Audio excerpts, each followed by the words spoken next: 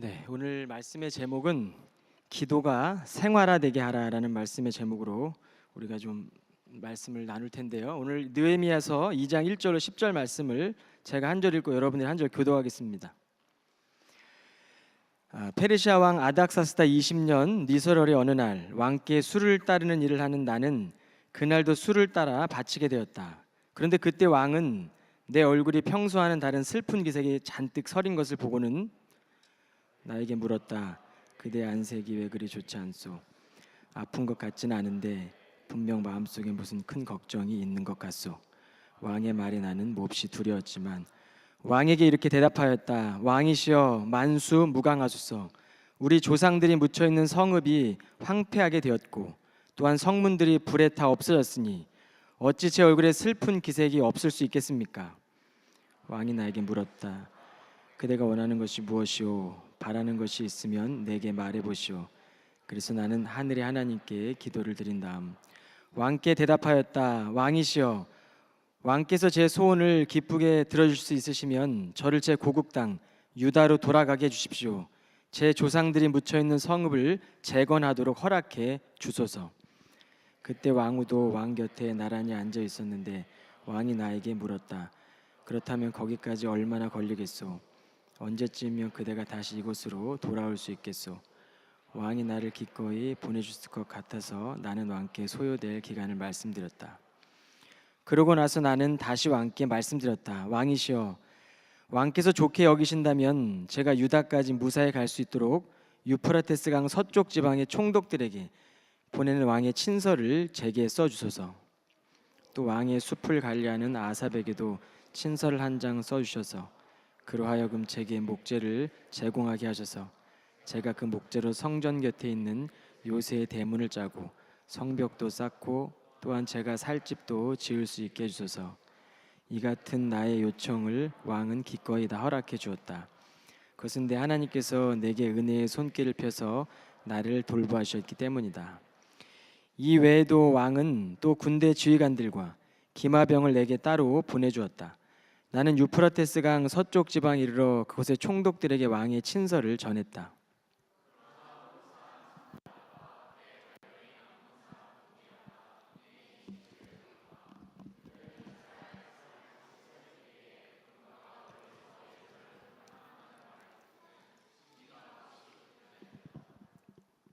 아멘. 여러분 지난 주일이 아니죠. 지난 금요일 느헤미야서 1장 말씀을 좀 기억이 될까 모르겠습니다. 네, 느헤미야가 이렇게 기도했던 것들, 기도의 내용들을 했던 걸 기억나시죠? 그리고 아닥사스다 20년 경에 이제 느헤미야가 이 성벽이 하나님을 통해 황폐됐던 소리를 듣고 슬픔 기색을 띠면서 금식하며 기도하잖아요. 그리고 제가 기도의 내용에 대해서 제가 설명했습니다. 그리고 이제 느헤미야서 하기 전에 개론적인 이야기들을 역사적인 이야기들을 제가 했던 것 같습니다. 조금 리마인드가 되시나요? 네, 오늘은 2장 말씀인데 기도가 생활화되게 하라. 사실 저는 이 설교를 준비하러 올라올 때마다 두려운 마음이 있어요. 왜냐하면 이 살아계신 하나님의 말씀을 전하는 자리에서 우리가 이 말씀을 언제나 두려운 마음으로 받기 때문이죠. 오늘 우리가 여러분 기도하고 또 찬양하고 말씀을 들을 때 하나님이 여러분의 삶 가운데 기름 부어주시기를 사모하세요? 정말 하나님의 말씀이 내게 들려지기를 기대하십니까? 이 살아계신 하나님의 말씀이 정말 살아계신 말씀인데 내가 갈망할 때 이 하나님 말씀이 내 삶에도 생활화가 되고 기도가 생활화가 되고 하나님이 개입하시는 것을 믿으십니까? 저는 우리의 공동체를 통해 그런 일들이 일어나기를 주의 이름으로 사모합니다. 그래서 오늘 이 금요 예배는 참 좋아요. 왜냐하면 하나님을 사모하는 사람들이 모이거든요. 기도하고 찬양하면서 내가 하나님의 살아계심을 경험하고 싶습니다. 정말 기도를 통해 하나님을 경험하고 하나님이 개입하시는 그 일들이 내 안에 이루어지기를 원한다는 그런 믿음의 고백이 있는 사람들이 이 자리에 오기 때문에 저는 사실 너무 좋습니다. 오늘 느헤미야를 보면 느헤미야는 기도가 생활화된 사람이에요. 우린 일상을 살아갑니다. 일상을 살아간다는 것은 나를 둘러싸고 있는 세상을 우리가 마주한다는 거예요. 근데 그 세상은 사실은 우리의 이야기잖아요. 우리가 바라보게 되는 써나가는 이야기잖아요. 그런데 기도하게 되면 나의 이야기 가운데 주님께서 주님의 이야기를 써가시는 거예요. 기도하고 우리가 말씀으로 붙들고 우리가 살아가다 보면 하나님께서는 내 일상이 되도록 하나님의 이야기가 우리 가운데 만들어 가신다는 겁니다. 그게 느헤미야서의 이 말씀에 있는 아주 깊은 스토리입니다. 2장 1절에 보면 페르시아 왕 아닥사스다 20년 니사월의 어느 날이라고 시작돼요. 이 성서 기자가 니산월의 어느 날이라고 기록할 때에는 여러분 1장에서는 우리가 무슨 월이었죠? 기스를 월이었거든요. 유대력의 기스를 월은 11월 중간에서 12월 이 중기. 근데 오늘 이 니산월은 3월에서 4월 이렇게 지나가는 그 시점입니다. 이 얘기는 뭐냐면 오늘 이 느헤미야가 4개월이라는 시간 동안에 기도했다는 것을 이 성서 기자가 우리에게 하고 싶다는 거예요. 그래서 기록한 거죠. 여러분 느헤미야가 4개월 동안 기도했다고 우리가 이 말씀을 보면서 추측할 수 있는데 성서의 기자 이 말씀을 추측한 주석가들에 의하면 왕의 측근이었던 느헤미야가 술관원이었다면 바로 요청할 수도 있지 않았을까. 근데 왜 왕의 측근이었던 술관원이었던 느헤미야가 이 4개월의 시간을 보냈는지에 대한 의문점을 갖고 해석을 해요. 첫 번째 해석은 뭐냐면 4개월 만에 아닥사스 왕의 술 맡은 자기 순번이 돌아왔다는 해석이에요. 그러니까 당시에 아닥사스다 왕에게는 술 맡은 사람들이 많이 있었던 것 같아요. 그런데 느헤미야의 순번이 4개월 만에 돌아왔다. 그런 해석이 있습니다. 두 번째는 느헤미야가 기스를 월부터 니산월이라는 시간이 될 때까지 4개월 동안 그는 하나님의 때를 기다리며 기도했다는 해석입니다. 그 밖에 또 어떤 해석은 이 페르시아 왕이 그 여러 지역 가운데 왕들의 궁들이 있잖아요. 뭐 수산궁이 있고 또 어느 궁 지역마다 궁이 있는데 이 아닥사스다 왕이 궁마다 돌아다녔다는 거예요. 궁마 4개월 동안. 그러다 보니까 느헤미야가 마주할 수가 없었다는 해석도 있어요. 또 어떤 해석은 그냥 느헤미야가 이 성벽을 재건하기 위해서 무너졌던 소식을 듣고 계획했다는 그런 4개월 시간을 보냈다는 해석도 있어요. 근데 제가 볼 때는 두 번째 해석이 가장 합당한 것 같아요. 타당한 것 같습니다. 정말 기도하면서 하나님의 때를 기다리면서 그가 기도할 때 하나님께 지혜도 주시고 그에게 하나님 마음을 허락하시지 않았을까라는 생각이 들어요.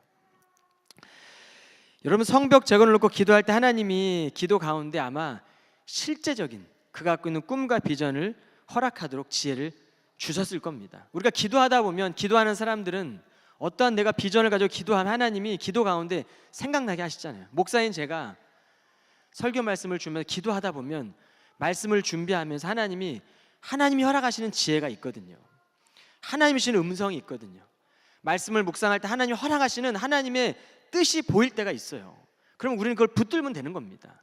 아마 이 4개월 시간 동안 느헤미야는 기도하면서 하나님이 어떻게 역사하시는지 자신의 생각을 바꾸기도 하고 조정하기도 하고 지혜를 넣어주시기도 하고 비전을 그릴 때마다 하나님은 예루살렘 성전에 가보진 않았지만 이 느헤미야가 기도할 때 하나님이 이 성벽을 재건하는 여러 가지 디테일한 계획들을 기도 가운데 약속하시고 말씀하시고 보여줬을 거예요. 이게 하나님을 바라보고 기도하는 사람들이 얻게 되는 기도의 경험입니다. 여러분 기도는 그래서 지식이 아니에요. 우리가 정말 하나님 앞에 그런 마음 가지고 기도한 하나님이 말씀 붙들고 기도할 때 내 뜻을 조정해요. 이건 너 뜻이잖아. 내려놔라.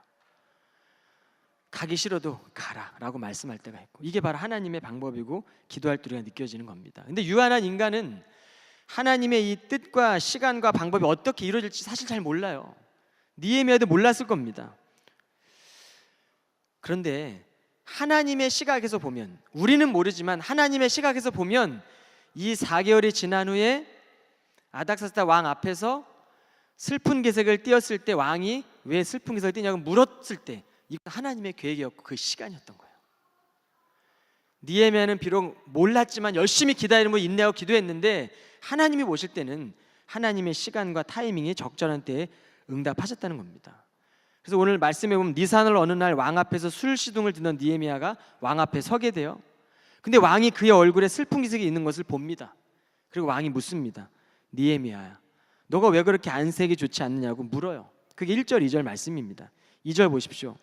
나에게 물었다. 그대 안색이 왜 그리 좋지 않소? 아픈 것 같진 않은데 분명 마음속에 무슨 큰 걱정이 있는 것 같소.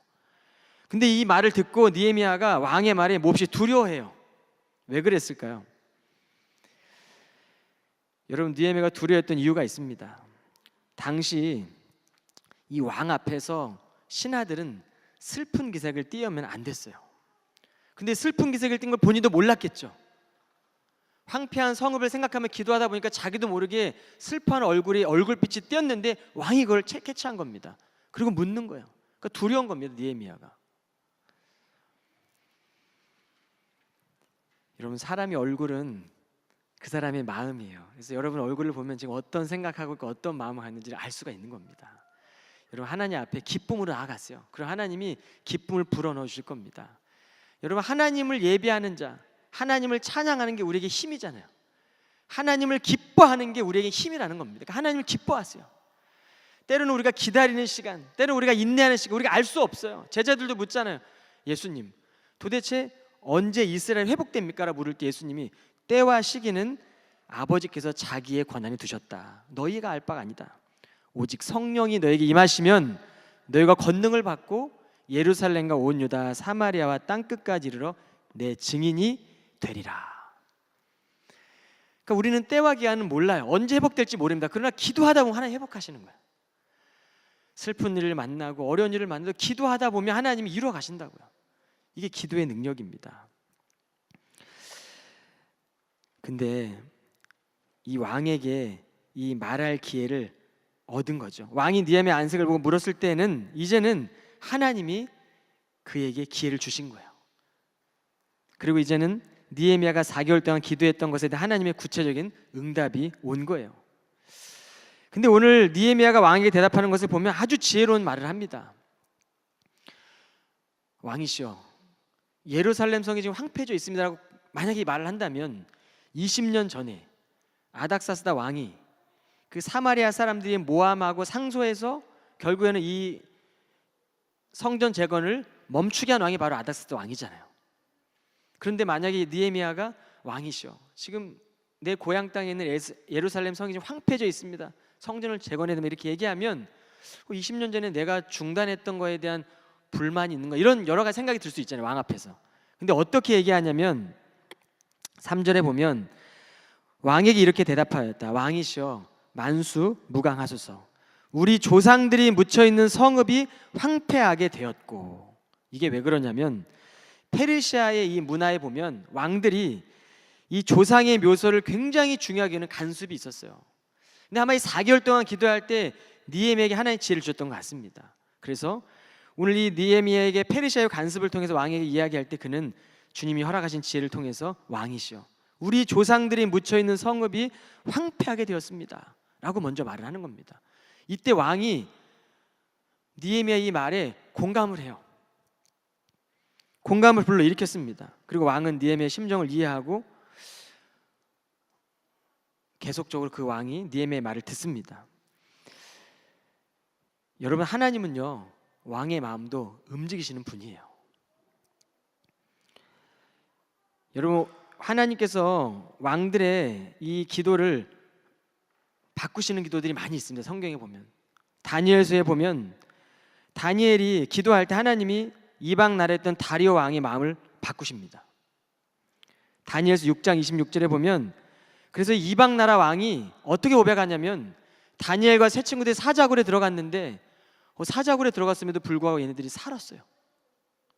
그리고 나서 이방 나라 다리오가 어떻게 모든 백성에게 이렇게 말을 하냐면 내 나라에 살고 있는 모든 백성들은 다니엘이 섬긴 하나님을 공경하고 그분 앞에서 떨며 두려워해야 마땅하나니 진실로 그분은 살아계신 하나님이시오.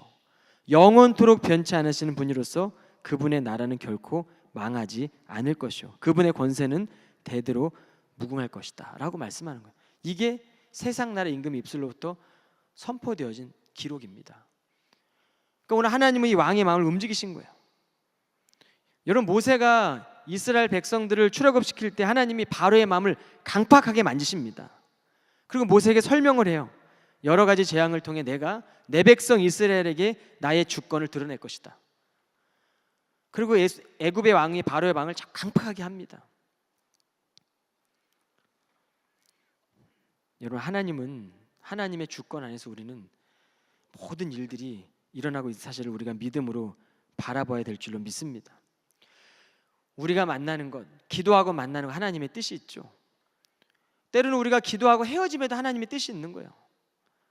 직장생활 하다가 때로는 실직하는 것도 기도하면서 우리가 하나님의 시선을 보면은 계획일 수도 있는 겁니다. 근데 우리는 아프잖아요.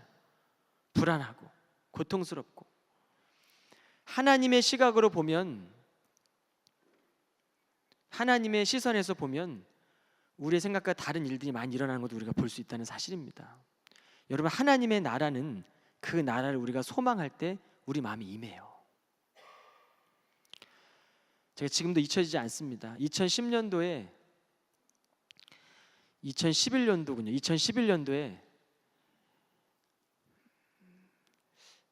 정확한 연도가 기억 안 나요. 2009년도인지 11년인지 잘 모르겠어요. 그런데 그 당시 때 제가 한국의 기라성 같은 목사님한테 돌아가시는 거예요. 옥하는 목사님 돌아가시고 하영조 목사님 돌아가시고, 아니 왜 저렇게 하나님께서 쓰임받고 있는 종들을 빨리 불러가실까 안타까움으로 기도해서. 근데 어떤 마음이 드냐면, 하나님의 시선에서 보면 하나님의 나라에 저들이 필요했기에, 또 지금 저들이 하나님의 삶을 통해서 우리 이 땅에서 하나님의 사명을 잘 감당하고 하나님 부르셨다는 마음을 들었어요. 여러분, 우리는 죽음이 고통이라고 끝이라고 생각, 하나님 시선을 볼 때는 끝이 아니라는 겁니다. 영원한 나라의 관점에서 볼 때는 하나님께서는 또 다른 시각으로 우리가 바라볼 수 있다는 겁니다. 근데 우리는 세상에 일어나는 수많은 일들 가운데 얼마나 많은 세상의 눈으로 평가하고 판단하고 해석하고 있습니까? 저는 이 자리에 있는 예배자들이 하나님의 시선으로 볼 수 있기를 주의 이름으로 축원합니다. 하나님의 시선으로 바라보고, 내게 일어난 일들이 내 생각이나 내 계획이 아니라 하나님의 시선으로 바라볼 때 하나님이 내게 주시는 축복이구나. 인내해야 되겠다. 기다려야 되겠다. 하나님의 때를 기다려야 되겠다. 내가 할 수 없지만 그렇게 묵묵히 믿음으로 걸어가야 되겠다. 이게 바로 느헤미야의 방법이었어요. 우리의 시선에서 볼 때는 전도의 길이 막힐 수 있습니다. 근데 바울은 막혔을 때 유럽의 전도의 문이 열리는 것들을 경험하잖아요. 여러분, 하나님께서 기도할 때 우리의 삶에 개입하시는 것을 믿으세요. 예배하며 찬양하며 하나님 앞에 우리가 부르짖으며 기도하고 나아갈 때 하나님이 우리의 삶 가운데 개입하고 있음을 믿으시길 바랍니다. 여러분, 에스더에 보면 이 민족권을 위해 에스더가 금식 기도를 하는데 아하스 왕의 마음을 움직여요. 하만의 음모를 지적하고 이스라엘 백성을 구하는데 이 에스더의 기도가 큰 역할을 합니다. 조지 밀러가 그런 말을 합니다. 기도하는 한 사람이 한 민족보다 크다. 여러분, 기도하는 한 사람이 한 민족보다 크다라고 말씀하시는 거예요. 기도할 때 하나님이 일하시는 거예요. 그리고 우리는 그 하나님의 일하심을 바라보고 그분을 믿고 따르며 나아가면 돼요. 철저하게 순종함으로 내 생각 내려놓고 하나님께 철저한 순종을 가지고 나아가면 됩니다. 이때 하나님이 지혜를 보여주시는 거예요. 아마 느헤미야가 그런 마음으로 기도했던 4개월 동안에 철저하게 하나님이 보여주시는 겁니다. 그분의 계획을, 그분의 비전을, 그분의 뜻을. 그렇게 느헤미야가 하나님 앞에 나아갔던 시간이죠. 4절 보십시오. 왕이 나에게 다시 물었다. 그대가 원하는 것이 무엇이오? 바라는 것이 있으면 내게 말해보시오. 그래서 나는 하늘 하나님께 기도드린다. 여기서 또 기도하는 구절이 나와요. 하나님이 허락하신 기회예요. 이제 그 기회가 왔고 내가 원하고 있던 것들, 기도했던 마음들을 전하면 되거든요. 설명하면 돼요. 그런데 그 순간에 또 하늘 하나님께 기도를 드립니다. 여러분, 이것은 기도의 생활화가 되지 않으면 할 수 없는 기도입니다. 우리가 다 이뤄놓은 것 같아요. 내 뜻대로 다 된 것 같습니다. 근데 그때에도 기도해야 돼요. 이건 뭐 기도 없이도 할 수 있는 일들인 것 같아요. 근데 그때에도 기도하십시오. 그게 바로 하나님의 방법이었고 느헤미야의 삶이었습니다. 왕께 대답하였다. 왕이시여, 왕께서 제 소원을 기쁘게 들어줄 수 있으시면 저를 제 고국 땅 유다로 돌아가게 해주십시오. 제 조상들이 묻혀있는 성읍을 재건하도록 허락해 주소서. 충분히 할 수 있는 말의 타이밍이었음에도 불구하고 느헤미야는 먼저 하늘의 하나님께 기도드린 다음에 대답하고 있는 거예요. 여러분, 왕이 지금 묻고 있는데, 그리고 이제 지금 타이밍이 아주 기가 막힌 타이밍이 왔음에도 불구하고 또다시 기도하고 오늘 그는 하나님께서 주셨던 마음들을 왕에게 말씀하고 있는 겁니다. 운동 선수들이 끊임없이 연습하고 훈련을 통해 실전 경기에 나아가면 사실은 생각하면서 하지 않거든요. 그냥 나오는 겁니다. 기술이 그냥 나오고 동작이 그냥 나오고 드리블이 그냥 되는 겁니다. 마찬가지요. 우리가 기도가 생활화가 되어 있고 우리의 마음가운데 기도가 깊이 뿌리 내려져 있으면 이 뿌리 깊은 기도는 생활 속에서 우리 가운데 기도화되게 만드는 거예요. 우리 생활을, 우리 일상을 이렇게 만들어가는 겁니다. 그러니까 우리가 하는 기도가 대부분 하나님 원하시는 기도일 수도 있지만 하나님 원치 않는 기도일 수도 있어요. 근데 우리가 기도가 생활화되어 있는 사람들은 뿌리 깊은 기도를 통해 하나님 원하시는 기도가 어떤 건지 분별하게 된다는 거예요. 그게 바로 기도의 능력이에요.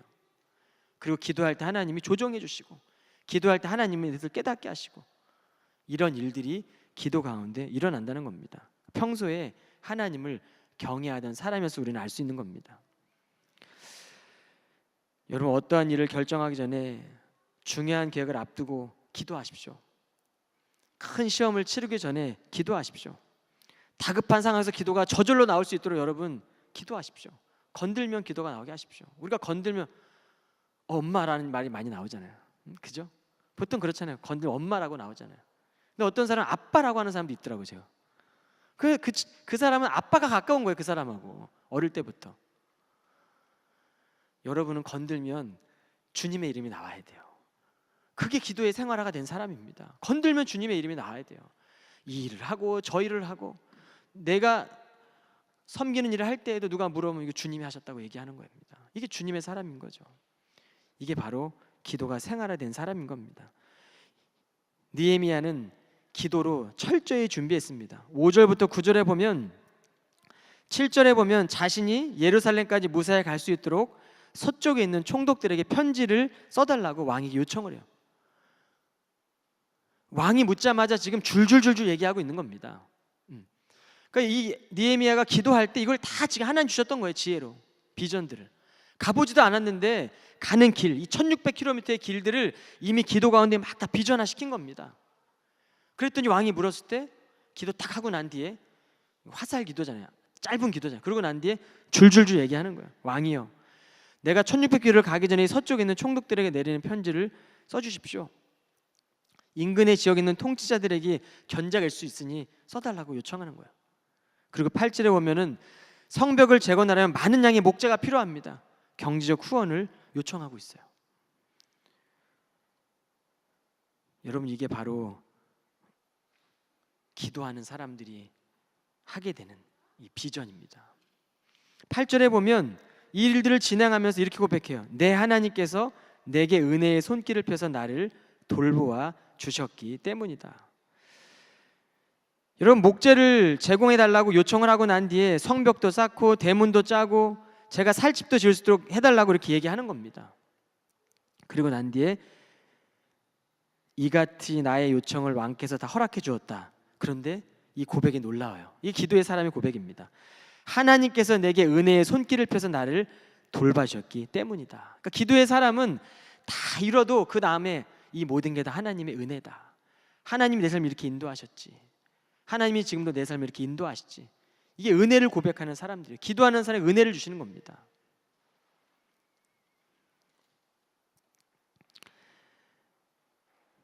여러분, 느헤미야가 계획했던 모든 일들이 이루어진 과정 가운데 오늘 하나님의 능력을 고백하는 이 삶의 태도를 우리는 이 장을 통해 볼 수가 있는 겁니다. 9절에 보면 이 외에도 왕은 또 군대 지휘관들과 기마병을 내게 따로 보내주었다. 이게 이제 앞으로 성벽을 재건할 때 아주 하나님의 은혜로운 일들을 맡게 하는 그런 귀한 그런 일들이었어요. 성벽을 재건할 때 겪게 될 여러 가지 세력들, 방해 공작들에게 하나님이 돌보신 하나님의 은혜였다고요. 10절에 보면 그러자 호론 사람 산발랏과 그의 관료인 암몬 사람 도비아가 이내 이 소식을 들었다. 그들은 이스라엘 백성들을 다시 세우기에 누군가가 멀리서 예루살렘을 향한다는 말을 듣고 심기가 몹시 불편해졌다. 이건 뭐냐면 아무리 우리가 기도해서 계획하고 하나님이 돌보시고 하나님의 뜻대로 걸어가도 방해하는 일들이 있다는 겁니다. 어쩔 수 없어요. 영적인 일들 가운데는 언제나 방해 세력이 있는 겁니다. 하나님의 역사가 뜨거운 것은 더 큰 사단의 역사가 일어날 수밖에 없는 겁니다. 그래서 우리는 두려워하지 말고 걸어가야 돼요. 성벽을 재건하는 동안에 이 호론 사람 산발락과 도비아 때문에 백성들이 무기력해져요. 두려워합니다. 불안에 빠집니다. 그때마다 오늘 느헤미야는 하늘의 하나님이 우리로 형통케 하실 것이다. 백성을 위로하는 거예요. 하늘의 하나님이 우리를 형통케 하실 것이다. 두려워하지 말라. 그러면서 계속적으로 이 성벽을 짓는 겁니다. 인구가 부족했어요. 하늘의 하나님이 형통케 하실 것이다. 부족한 게 많았습니다. 그럼에도 불구하고 하나님이 형통케 하실 것이다. 그렇게 조롱하는 그런 여러 사람들의 소리들, 방해 공작들 일축하면서 느헤미야는 성벽 재건을 시작하는 거예요. 이게 하나님의 방법입니다. 이 성벽을 재건하기 전에 느헤미야가 기도의 사람이어서 우리가 기억해야 돼요. 그리고 우리가 이 시간 이 땅을 살아가면서 하나님, 우리에게 주어진 내 삶의 현장에서 기도의 사람이 되기를 원합니다. 내 삶에 일어나는 모든 일들 가운데 하나님이 개입하시기를 원합니다.